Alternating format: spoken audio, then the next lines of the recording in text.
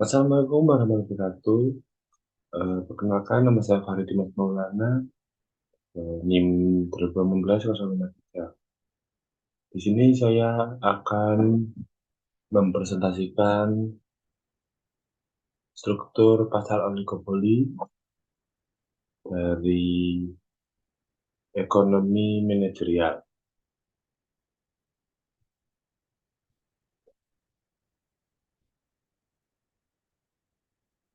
Pengertian pasar oligopoli.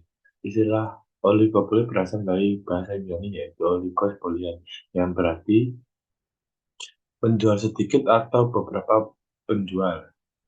Beberapa penjual dalam konteks ini maksudnya di mana penawaran satu jenis barang dikuasai oleh beberapa perusahaan. Oligopoli pasar Oligopoli atau pasar oligopoli merupakan salah satu jenis dari pasar persaingan tidak sempurna, di mana pasar oligopoli merupakan pasar yang hanya terdapat beberapa perusahaan atau penjual yang memproduksi barang yang sejenis. Faktor penyebab terjadinya pasar oligopoli. Satu, efisiensi skala besar. Profit hanya bisa tercipta apabila perusahaan mampu mencapai tingkat efisiensi. Efisiensi teknis menyangkut pada penggunaan teknologi dalam proses produksi. Kemampuan produsen dalam menempatkan sumber daya secara optimal. Efisiensi ekonomi menyangkut pada biaya produksi. Dua, kompleksitas manajemen. Struktur pasar oligopoli ditandai dengan kompetisi harga dan harga. Perusahaan juga harus cermat memperhitungkan setiap keputusan agar tidak menimbulkan reaksi yang mencurigakan dari perusahaan pesaing. Karena dalam industri oligopoli, kemampuan keuangan yang besar saja tidak cukup sebagai modal untuk bertahan dalam industri ini.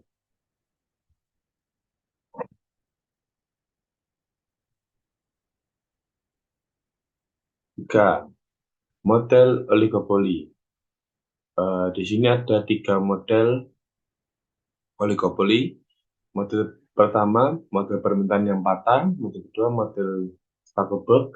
Model ketiga, model Cor- model Cornut.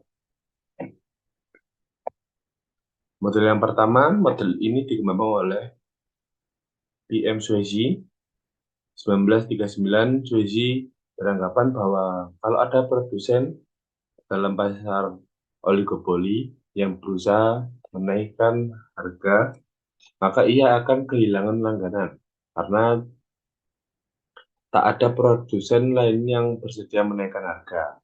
Namun sebaliknya, produsen dalam pasar oligopoli tidak dapat memperluas pasar dengan menurunkan harga, sebab para pesaing akan menurunkan harga dengan tingkat yang lebih rendah lagi. Model yang kedua, model Stackelberg.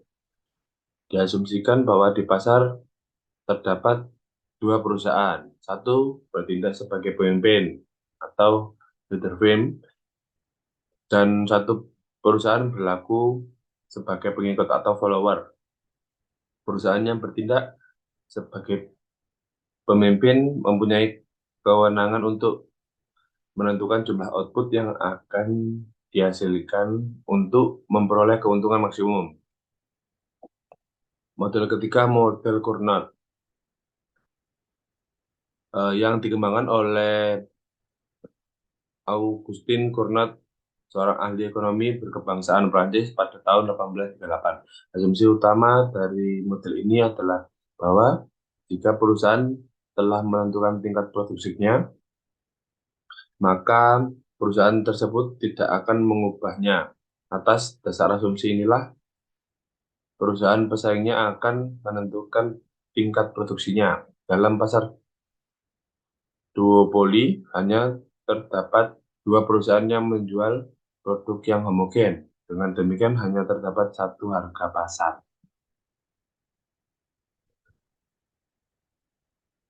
Ciri-ciri pasar oligopoli. Pasar oligopoli hanya terdiri atas sekelompok kecil perusahaan. Dalam pasar oligopoli, terdapat beberapa perusahaan raksasa yang menguasai penjualan, dan di samping itu pula terdapat beberapa perusahaan kecil. Barang yang diproduksi adalah barang yang standar atau barang yang berbeda corak atau bisa bersifat homogen dan bisa juga berbeda namun memenuhi standar tertentu.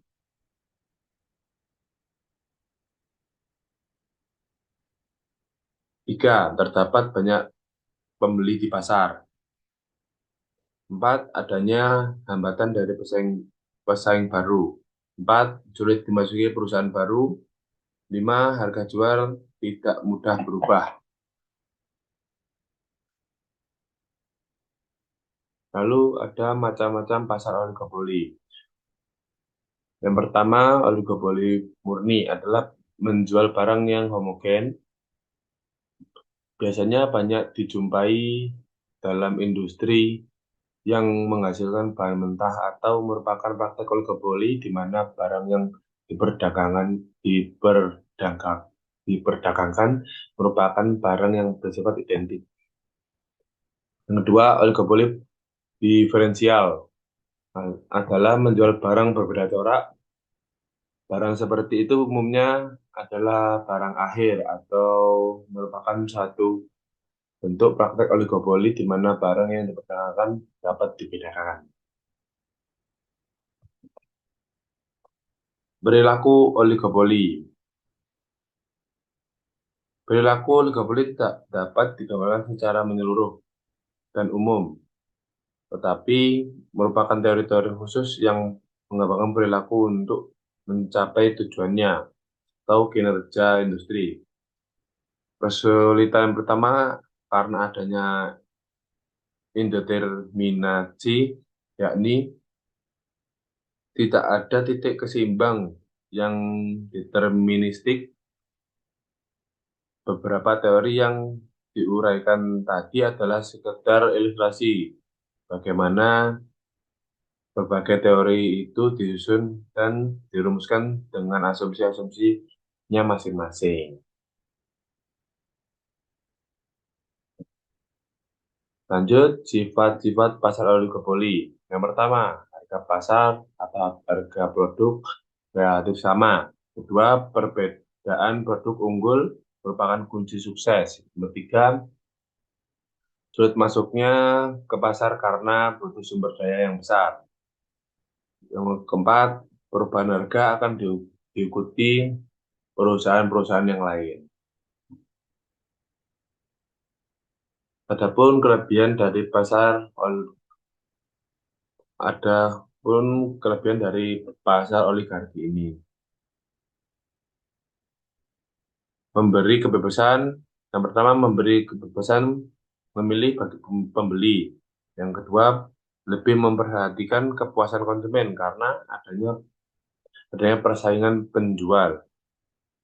Nomor tiga, mampu melakukan penelitian dan pengembangan produk. Yang keempat, adanya penerapan teknologi baru. Kekurangan pasar oligarki bisa bisa timbul eksploitasi terhadap pembeli dan pemilik faktor produksi. Yang kedua, menciptakan ketimpangan distribusi pendapatan. Yang ketiga, harga stabil dan terlalu tinggi bisa mendorong timbulnya inflasi. Yang keempat, sulit ditembus atau dimasuki perusahaan baru. 5. Bisa timbul pemborosan biaya produksi bila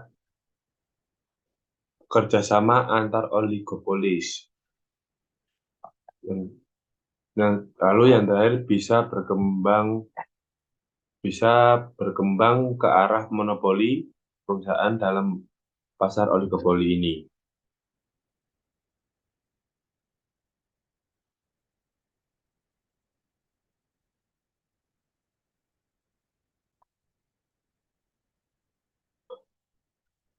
Faktor penghambat pasar oligopoli. Pertama, hak paten yang tidak memungkinkan perusahaan lain memproduksi barang yang sama. Yang kedua, ongkos produksi yang berbeda antar perusahaan yang dijelaskan di atas adalah ongkos produksi per unit.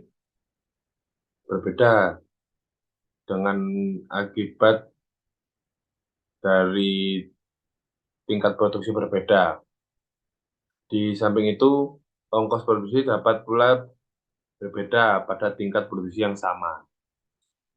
Yang ketiga, perusahaan lama telah terkenal sehingga sulit untuk tersaingi.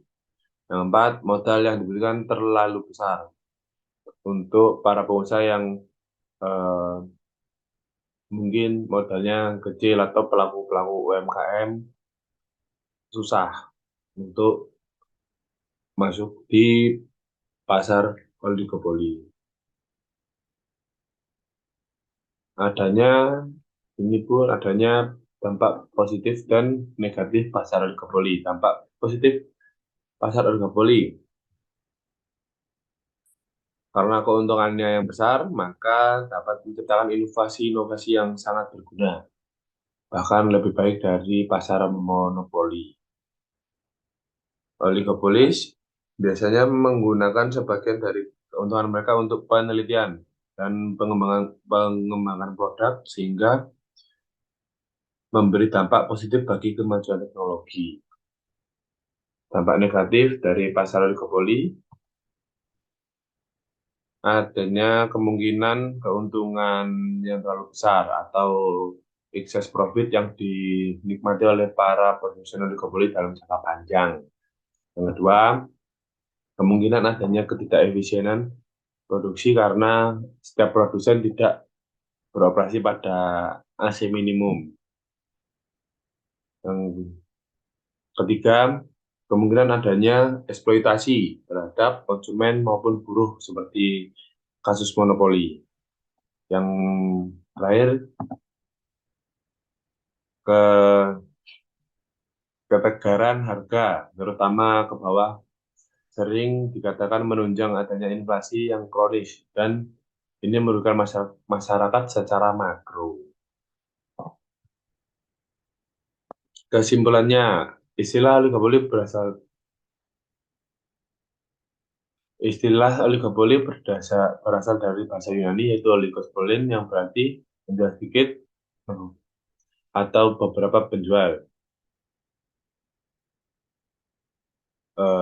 Beberapa penjual dalam konteks ini maksudnya di mana penawaran satu jenis barang dikuasai oleh beberapa perusahaan. Beberapa ini dapat diartikan paling sedikit itu dua dan paling banyak bisa 10 atau 15 perusahaan. Dari berbagai pembahasan di atas, dapat kita simpulkan bahwa pasar oligopoli itu adalah suatu pasar di mana bentuk persaingan pasar yang didominasi oleh beberapa produsen atau penjual dalam satu wilayah area yang memiliki karakteristik sendiri. Ya, sekian presentasi dari saya. Terima kasih. Thank you very much. Wassalamualaikum warahmatullahi wabarakatuh.